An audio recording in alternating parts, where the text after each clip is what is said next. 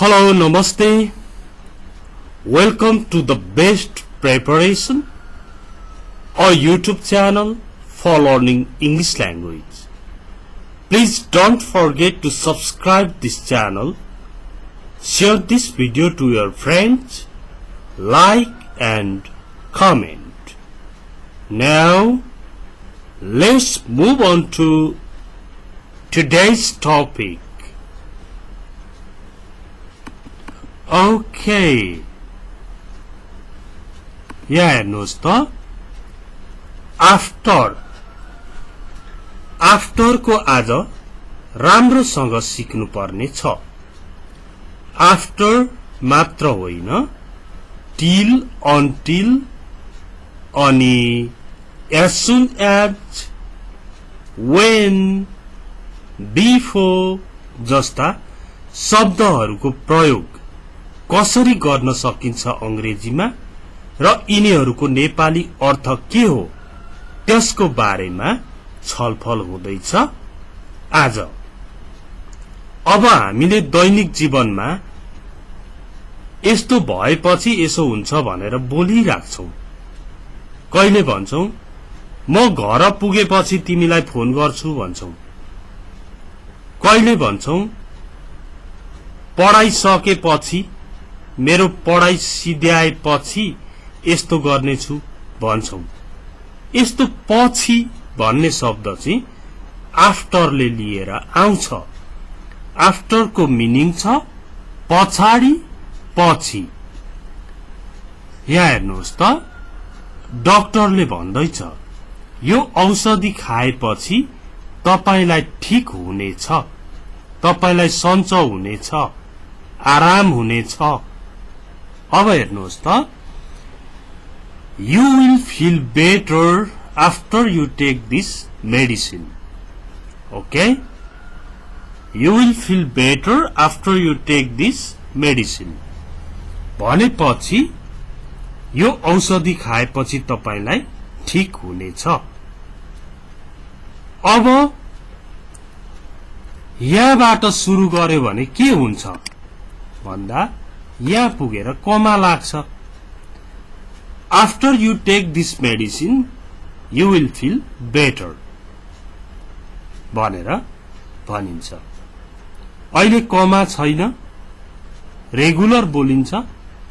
यहाँबाट सुरु गर्यो भने यहाँ कमामा सानो पज, एउटा पज हुन्छ। अहिले चाहिँ you will feel better after you take this medicine भनेर सिधै भनिन्छ। यहाँबाट भन्दा चाहिँ after you take this medicine you will feel better भनेर यहाँनेरि हल्का रोकिन्छ। ओके, यो दुवै खाले कुरा गरेन भने फेरि कन्फ्युज हुन्छ होला भनेर दुवै खाले कुरा गरेको हो। अब अर्को प्रयोग हेरेपछि सायद अझ प्रष्ट हुन्छ। हामीले रकम जम्मा गरे पछाडि हजुरलाई फोन गर्नेछौं। यो चाहिँ कस्तो प्रसंग रहेछ भन्दा केही युवा साथीहरूले चाहिँ एउटा क्लब दर्ता गर्ने, त्यसबाट केही खेलकुदलाई अगाडि बढाउने, सोशल वर्क्सहरू गर्ने विचार गर्नु भएछ। अनि त्योसँग जान्ने मान्छे, एक्सपर्ट मान्छे, एकजना चिनेको मान्छेलाई बोलाएर यस्तो गरौं भनेको भनेर कुरा सुनाउनु भएछ। त्यो गर्नु राम्रो हो बाबु हो। अब चाहियो कोष बनाउनु पर्छ, डिपोजिट गर्नु पर्छ क्लब खोल्नलाई, अनि यताउता खर्चहरू गर्दा 10-12 हजार त लाग्छ भनेर भन्नु भएछ। अनि are you ready for that? Do you have 12,000 rupees now? तिमीहरुसँग 12,000 छ, त्यसको लागि तयार छौ त भन्दा no we haven't collected the fund, हामीले पैसा जम्मा त गरेका छैनौं, के गर्छौ त अब भन्दा okay uncle we will call you after we collect the fund. ठीक छ अंकल, हामीले रकम जम्मा गरे पछाडि हजुरलाई फोन गर्नेछौं। हेर्नु त, we will call you after we collect the fund। अनि यस्तै कुराहरुमा प्रयोग हुन्छ। प्लस अब दैनिक जीवनमा चाहिँ तपाई अहिले बजारमा हुनुहुन्छ, एउटा साथीले भन्यो एउटा कुरा गर्नु छ, बसेरै कुरा गर्नु छ, म घरमा आऊँ भनेर सोध्यो।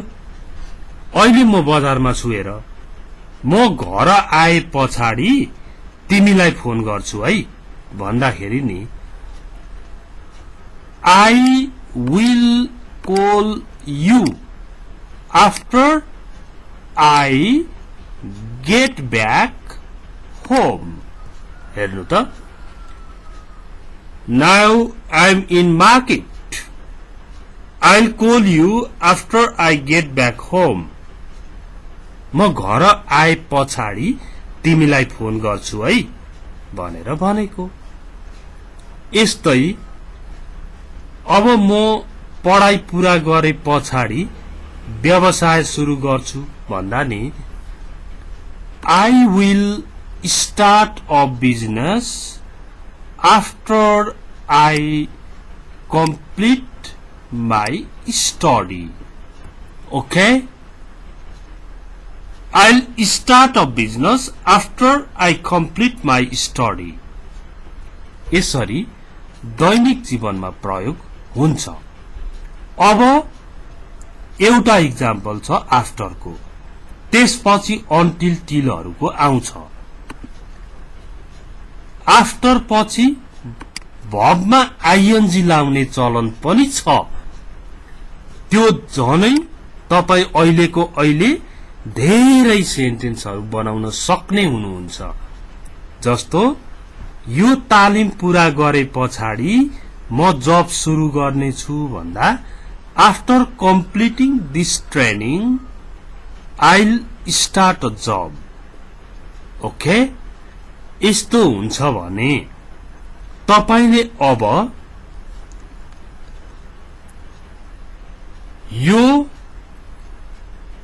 पेन्टिङ सिध्याएपछि म घर जाने छु भन्नु पर्यो भने after finishing this painting, okay, I'll go home। म घर जाने छु त्यसरी भन्न पनि सक्नुहुने भो। अनि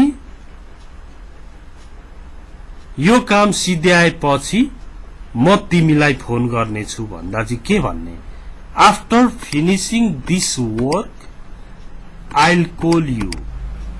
ओके, अहिले तिमी बाहिरै बस अथवा कहीँ जानु छ भने जाऊ। आफ्टर फिनिशिङ दिस वर्क, यो काम सिध्याए पछाडि I'll call you, म तिमीलाई फोन गर्ने छु। ओके, अब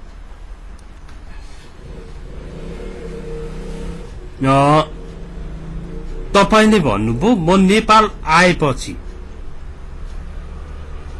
अथवा म नेपाल आएपछि तिमीलाई कन्ट्याक्ट गर्ने छु भन्नु पर्यो भने after coming back to Nepal भन्नुहोस्, after getting back to Nepal भन्नुहोस्। After getting back to Nepal I'll contact you, म तिमीलाई सम्पर्क गर्नेछु। I'll contact you। ओके, यसरी आफ्टर को प्रयोग हुन्छ। आफ्टर मात्रै सिक्दा पनि केही कुरा, केही सेन्टेन्सहरु बनाउन सक्ने तपाईमा एउटा कन्फिडेन्स बनिसक्दैछ भने यस्तै गरी अब अन्टिलहरु पनि पढ्नु पर्छ अनि वेन पनि पढ्नु पर्छ। त्यसले मान्छेमा कन्फिडेन्स बढ्छ। हेर्नुहोस् है, वेन को कुरा गरौँ। वेन भनेको जब,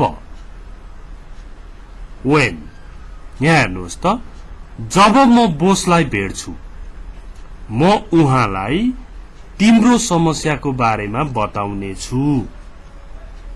यहाँ हेर्नुस् अब कसरी भनेको छ When I see the boss I'll tell him about your problem. Okay? र यसमा ग्रामर पनि दिएको छ when भएको साइडमा सिम्पल प्रेजेन्ट टेन्स अरे अर्को साइडमा will प्लस V1 भने जस्तै सिम्पल फ्युचर टेन्स प्रयोग गर्ने अरे यदि यसो हो भने जब तिनीहरू यहाँ आउँछन् म तिमीलाई फोन गर्नेछु भन्दा कसरी भन्ने त When they come here I'll call you हो When they come here I'll call you जब मलाई बोसले स्यालेरी दिन्छ म तिमीलाई 5000 सापट्टि दिनेछु When the boss gives simple present tense मा कि त एस लाग्छ कि V1 हुन्छ When my boss gives me the salary I lend you 5000 rupees म तिमीलाई 5000 सापट्टि दिनेछु यसमा when को प्रयोग अझ हेरौं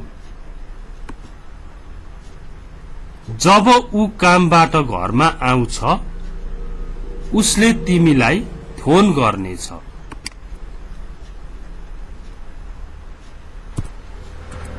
आउँछ जब ऊ कामबाट घरमा आउँछ उसले तिमीलाई फोन गर्नेछ He'll contact you when he gets home from work. Okay? He'll contact you when he gets home from work. तपाईले when he gets home from work he'll contact you भनेर बनाउन पनि सक्नुहुन्छ सरी अब यहाँ हेर्नुहोस् त until को कुरा आयो until को कुरामा चाहिँ until र till यो दुईटै नभएसम्म भन्ने अर्थमा आउँछ नगरेसम्म नभएसम्म नहुन्जेल भन्छौ नि हामी त्यो पनि until नै हो म फर्केर नआएसम्म यही पर्खिराख्नुहोस् Please wait here until I come back. Okay? Please wait here until I come back. म फर्केर नआएसम्म म फर्केर नआउन्जेल सम्म यही पर्खिराख्नुहोस् Please wait here until I come back. Okay?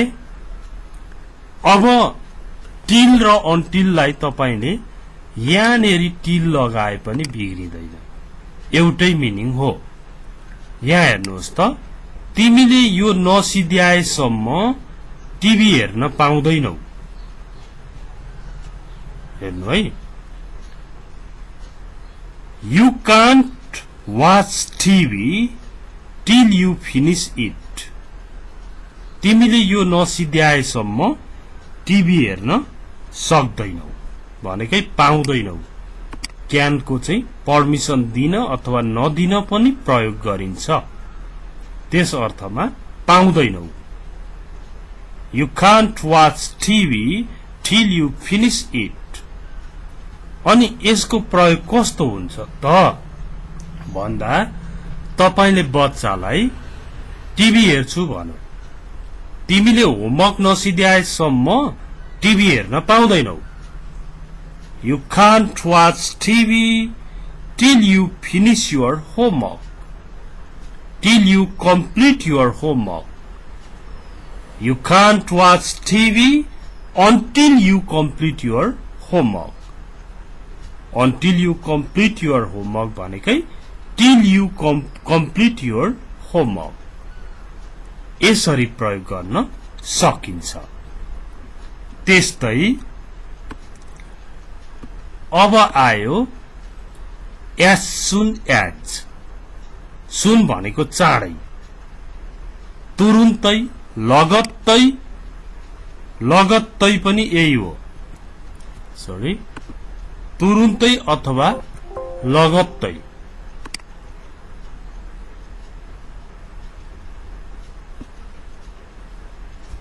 अब यसमा हामीले सरी है, यसमा as soon as भनेको तुरुन्तै, लगत्तै, बित्तिकै, मैले डकुमेन्ट्स पाउने बित्तिकै, पाए लगत्तै हजुरलाई जानकारी दिनेछु।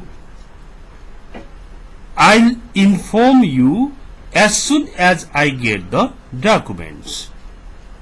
Okay? I'll inform you as soon as I get the documents. मैले डकुमेन्ट्स पाउने बित्तिकै, पाए लगत्तै हजुरलाई जानकारी दिनेछु। यस्तो अर्थमा as soon as को प्रयोग हुन्छ। अरु इक्जाम्पल हेरौं। Please contact me as soon as you finish this work. यो काम सिध्याए लगत्तै मलाई सम्पर्क गर्नु। ओके, कुनै काम दियो अनि यो काम सिध्याए लगत्तै मलाई, लगत्तै चाहिँ तुरुन्तै चाहिँ मलाई सम्पर्क गर्नु। Please contact me as soon as you finish this work. तपाईले यो काम सिध्याए लगत्तै मलाई सम्पर्क गर्नुहोला। Okay, next. अब हेरौं त इफ। यो इफ भनेको यदि, यो इफ लाई छुट्टै पढ्ने चलन पनि छ। यदि भनेर एउटा कनेक्टिभ्स को रूपमा पनि आउँछ। अब इफ क्लज मा पनि इफ को स्टडी त गर्नुपर्छ। अब यो इफ भनेको यदि, यदि हामीले हतार गरेनौं, छिटो गरेनौं भने हामी मिटिङ को लागि ढिलो हुनेछौं। If we don't hurry, we will be late for the meeting. हेर्नु त, if we don't hurry, we will be late for the meeting. यदि हामीले हतार गरेनौं भने हामी मिटिङ को लागि ढिलो हुनेछौं। ओके, अब तिमीले हतार गरेनौ भने तिमी मिटिङ को लागि ढिलो हुनेछौ भन्दा इफ यू बनाउने हो। If you don't hurry, you will be late for the meeting. तिमी मिटिङ को लागि ढिलो हुनेछौ। यसरी आज हामीले केही कनेक्टिभ्सहरुको अध्ययन गर्यौं। यो अध्ययनबाट तपाईले इंग्लिशमा केही न केही कन्सेप्ट बनाउनु भयो होला, केही कुरा बुझ्नु भयो होला र यो भिडियो साथीहरुलाई पनि शेयर गरिदिनुहोस्। Thanks for watching this video. See you tomorrow. Bye bye.